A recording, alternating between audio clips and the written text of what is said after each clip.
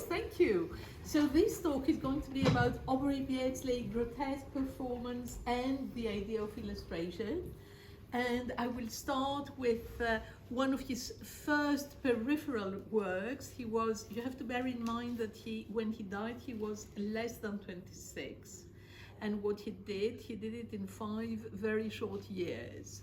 So he started by illustrating his first major commission, which is Le Morte d'Arthur, who we'll come back to later on.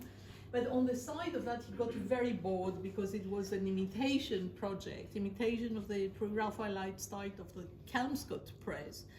And his publisher had this brilliant idea of asking him to illustrate the 3 tiny volumes of Bon-Mots, which are anecdotes, jibes, quips, various nonsense little stories. And the Bodleian has a very nice collection of these booklets, which you can see here in 3 different versions. This one is the large paper edition in ivory cloth, stamped in gilt. All the ornaments and titles are in gilt, and then the ordinary edition, which came out the same year. So there are 3 volumes, 3 with 2 different authors every time. The ordinary edition is smaller and has a red brick ornament here, and also Grotesques by Aubrey Beardsley here, also in reddish brick color. This and that item come from the collection of Sir Hugh Seymour Walpole, which is very interesting. I will come back to this collection a little later on. And some of you may be interested in the fact that Walpole put together collections of manuscripts and letters of various fin de siècle writers, including Baron Cornwall, Arthur Symonds, Douglas and his wife Olive Custance, etc. So there is a vast material here interested people might love to work on. So what you can see in this first display here up to here are these 3 versions of the Bon-Mots, which come out. This is the 3rd edition of this one, for instance, and you can see the change on the cover. As Beardsley's fame grew substantially, the authors were chased from the front cover and they are only mentioned on the back of the book, while Grotesques by Aubrey Beardsley have taken up all the space on the upper cover. And there are a few differences between the large paper edition and the ordinary one. For instance, in this one, which is volume 3, you have this grotesque, which has a big horn on its forehead. In the ordinary edition, the horn is incomplete because there is not enough space for the horn to be reproduced. Now, this particular grotesque, and I move on to my second cluster of images, as it were.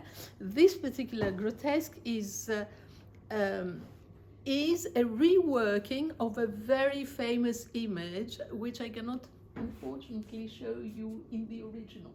The original is Charles Mérion, Le Strige. It's one very nice print from Hautfort-sur-Paris, published in 1853. And from there, reproduced just everywhere. One of the reproductions you can see here in Thomas Wright's History of Caricature and Grotesque, reproduced as a tiny vignette titled The Spirit of Evil. Now, Beardsley has taken on this image and has reworked it in modern fashion. It's hardly recognizable, but when you compare it, actually, you can see that it is the same image, only he has dressed his grotesque in modern dress, has given it coat, slippers, indolence. It is sitting on a camp stool. All the background, the cathedral background, has disappeared, because this is actually one of the demons on the towers of Notre Dame. Beardsley's interest in the grotesque has to do with his public performance and his own use of his public image, and particularly his body. You know, he had this particular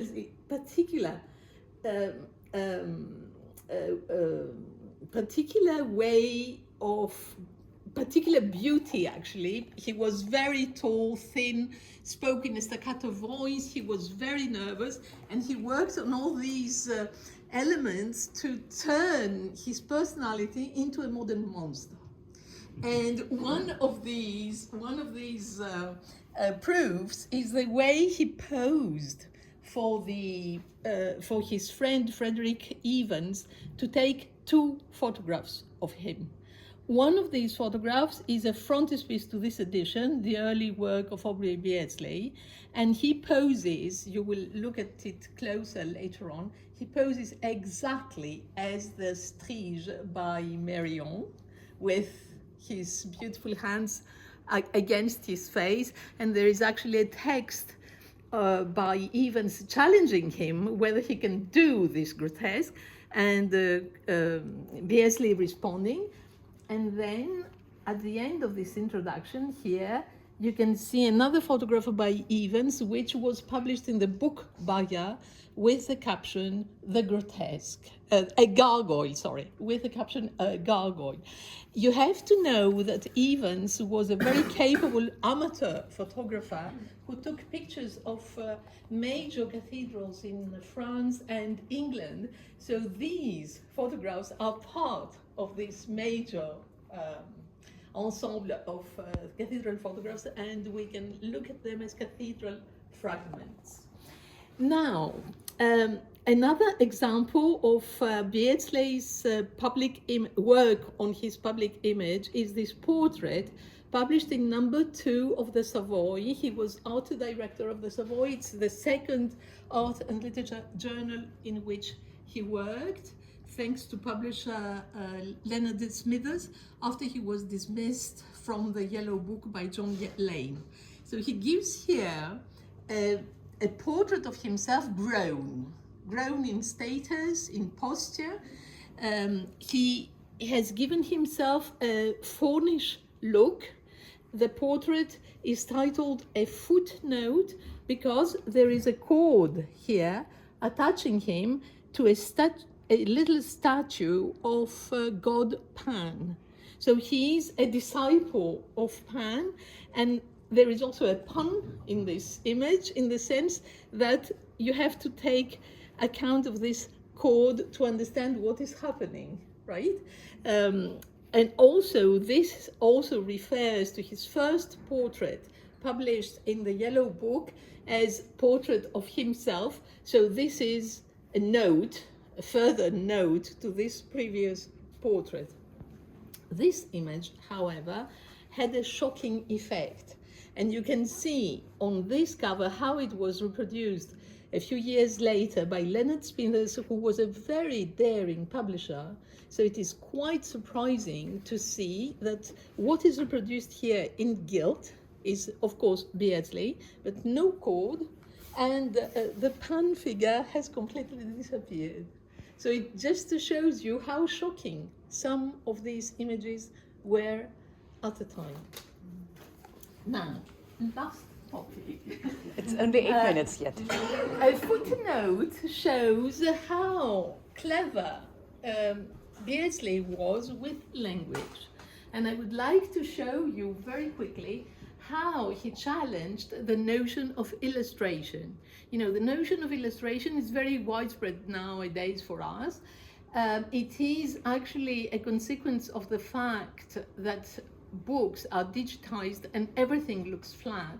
But the 19th century had a very wide and varied view on illustration, and Beardsley belongs to these artists who have challenged the notion of illustration. On the title page of his first major commission, which you can see here in 2 volumes, Le Morte d'Arthur by Thomas Mallory, the phrase which is used is embellished with many original designs by Aubrey Beardsley. This is no invention, it is a standard use of the term embellishment in the 19th century instead of illustration, and we may assume that this is a publisher's decision. What becomes interesting is the way Salome, Wilde's Salome, is titled, because this text was originally written in French.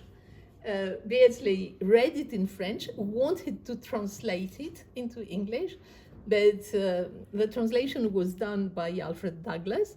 The translator's name does not appear on the title page, only in the dedication to my friend Lord Alfred Bruce Douglas, the translator of my play.